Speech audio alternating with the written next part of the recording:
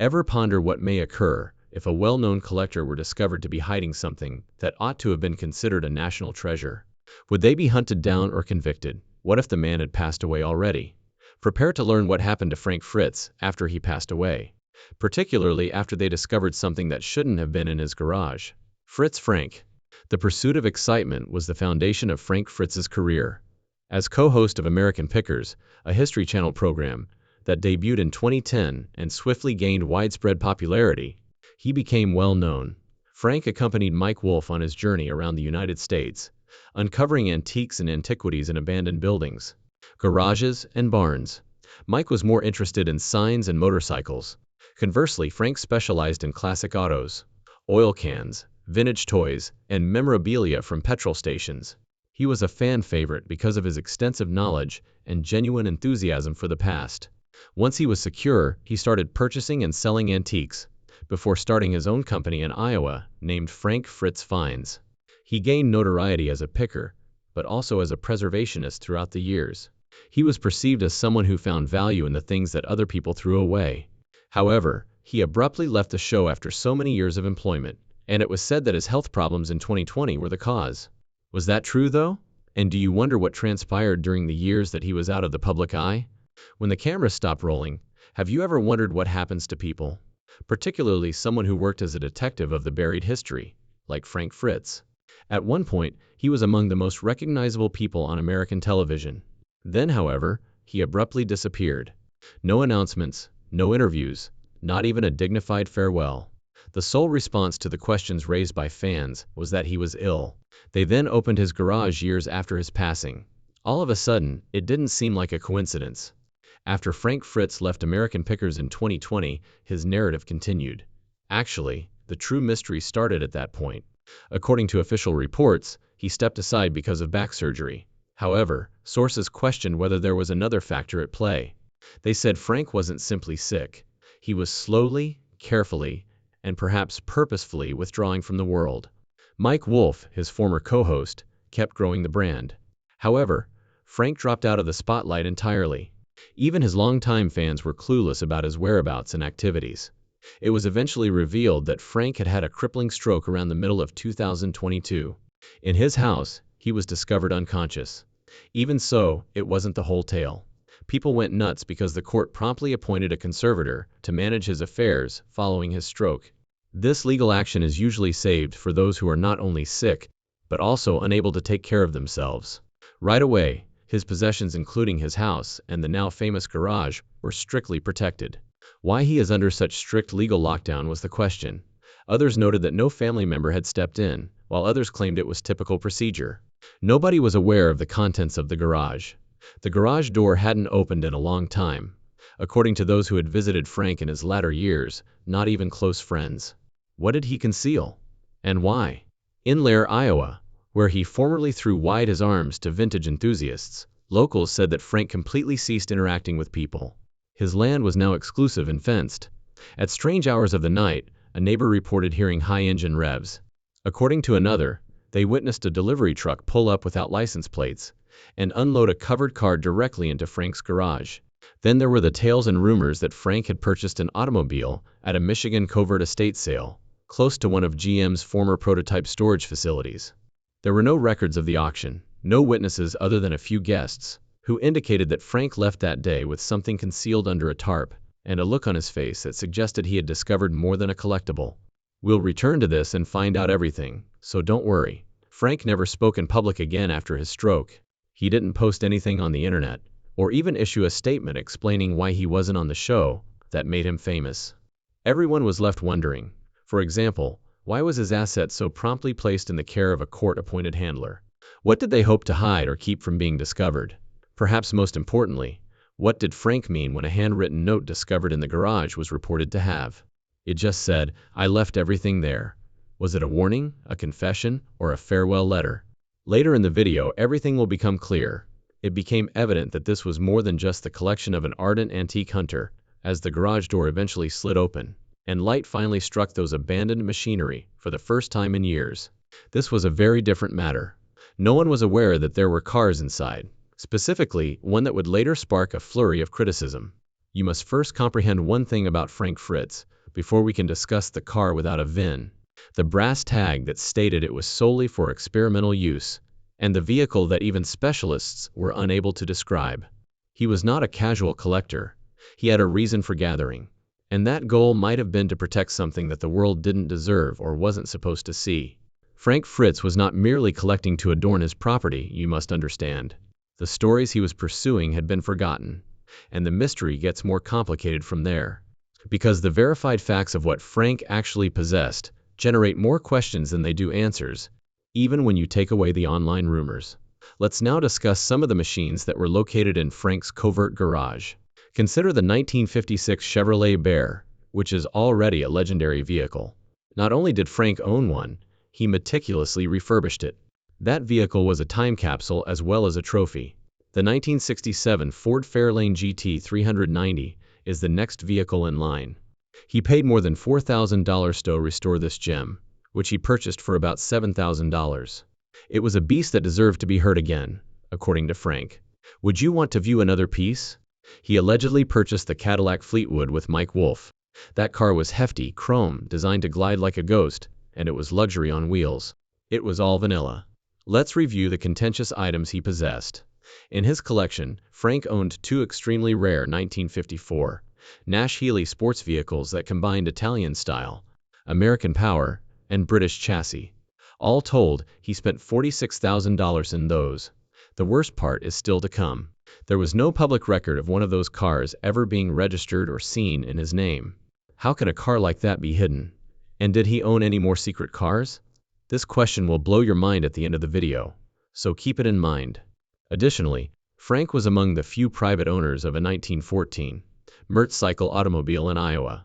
The vintage three-wheeled vehicle has the appearance of something from a steampunk film. It was worth more than $35,000. Cars like these are hunted down, not merely picked, as you are aware. Assume that Frank was a top hunter with the reputation, resources, and intuition to locate them before anyone else was aware that they were for sale. The complete list was unknown even to his closest pals. As one old friend put it, Frank never bragged, but I always got the feeling he had something stashed away that he didn't want the cameras to see. After all, you're famous for sharing your passion with the world, so why would you hide part of your collection? His stroke in 2022 raised even more questions about his secrecy. The conservatorship, the hospital stays, and the court case over his treatment garnered media attention.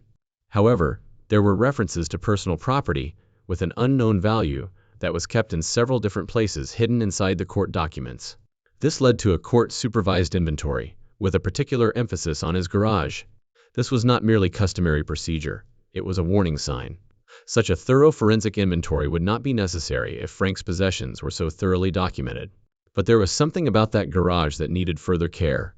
In order to guard against theft or tampering, the court even put a temporary seal on his property. For a few vintage cars and gas station signage, why would the court go to such lengths? According to others who knew him, Frank's collecting preferences changed in his later years. Sharing finds or selling them for a profit no longer interested him.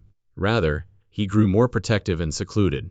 According to reports, he had declined multiple invitations from motor shows and institutions to exhibit pieces of his collection.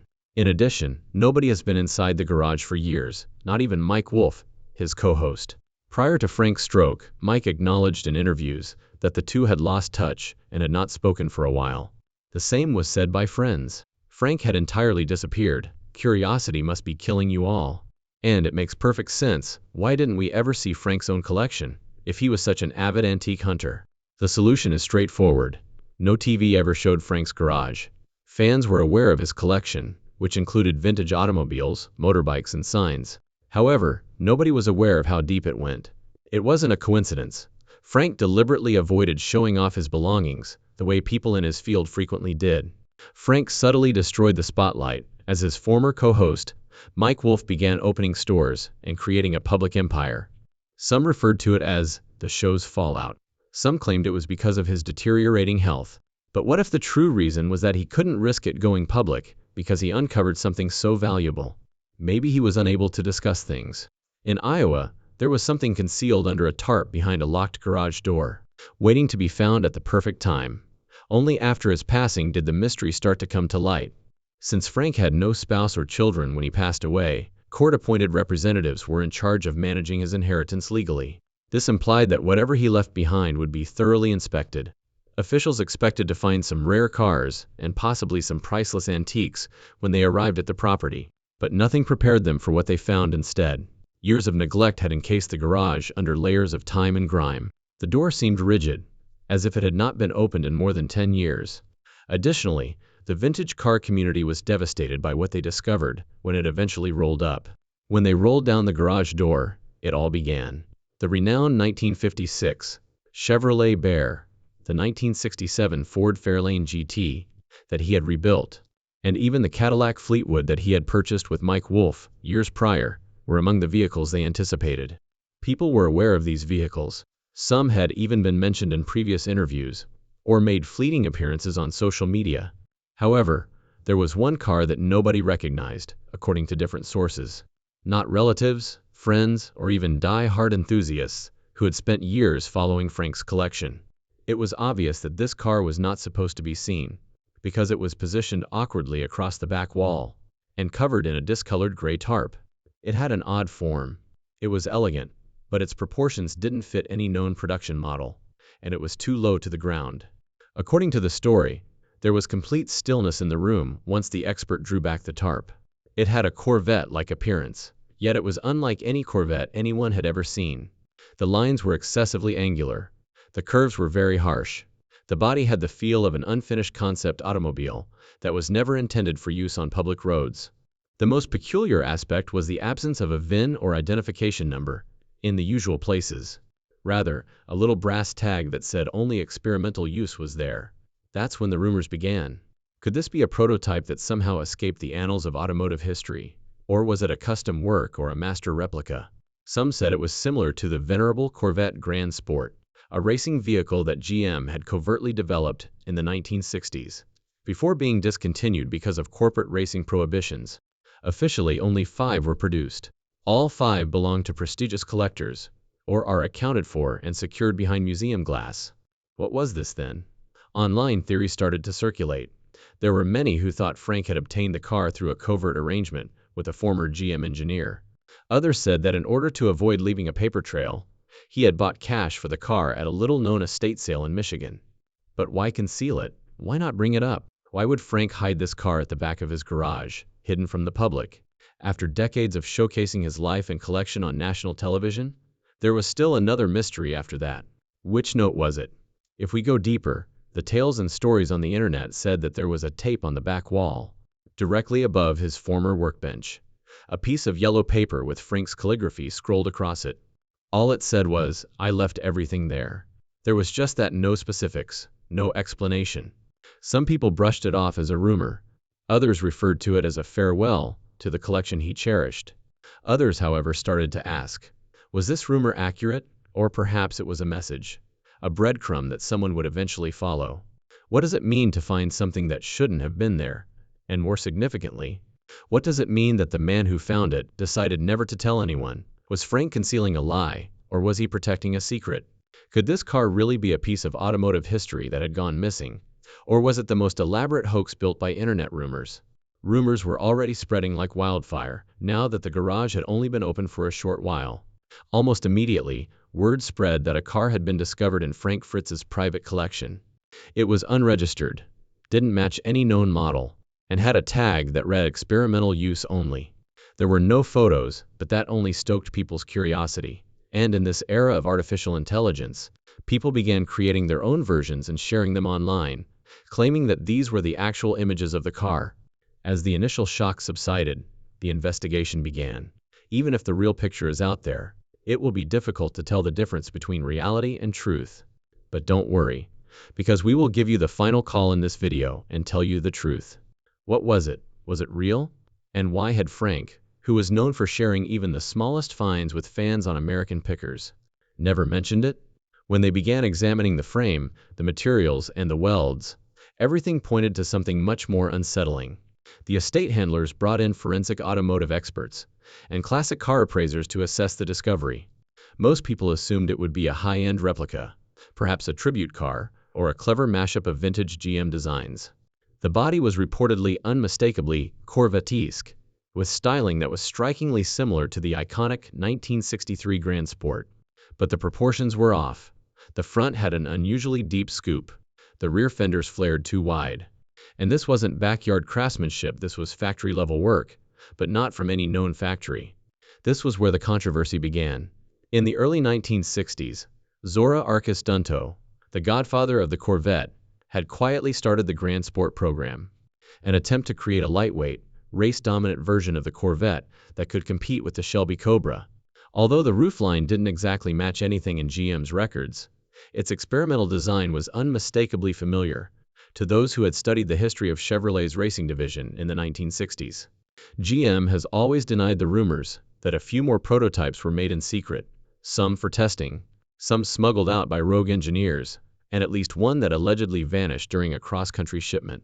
The project was reportedly shut down almost as quickly as it started, allegedly after only 5 cars were built. Although the company publicly maintains that there are only 5 Grand Sports, insiders have been telling a different story for years. One of Frank's friends claims that he once mentioned going to a private estate auction in Flint, Michigan, the original location of General Motors, which he learned about from an old motorcycle contact. "It's older than it looks," Frank allegedly said, when asked about the large object he brought back from that trip, something he didn't even want to show his closest pals. Frank was notoriously private, so at the time nobody gave it much thought. "I'm still figuring it out."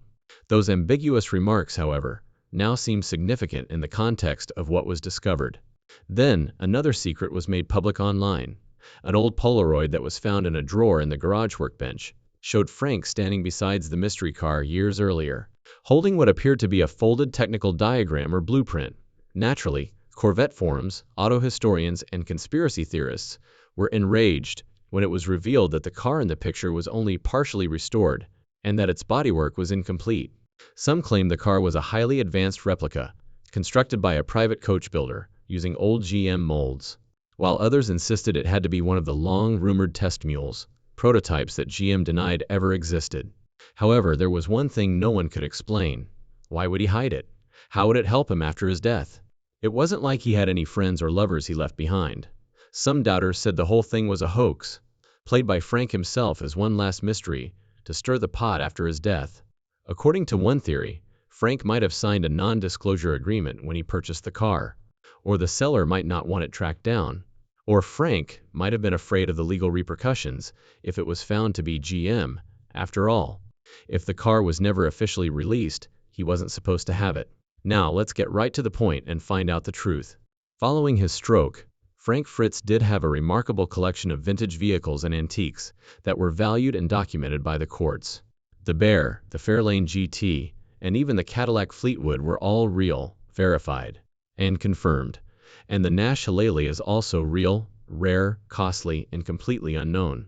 The Polaroid, the note on the garage wall, the secret auction in Michigan, the mysterious Corvette without a VIN, the brass tag that reads experimental use only, and no official documentation or museum have confirmed that such a car ever belonged to Frank.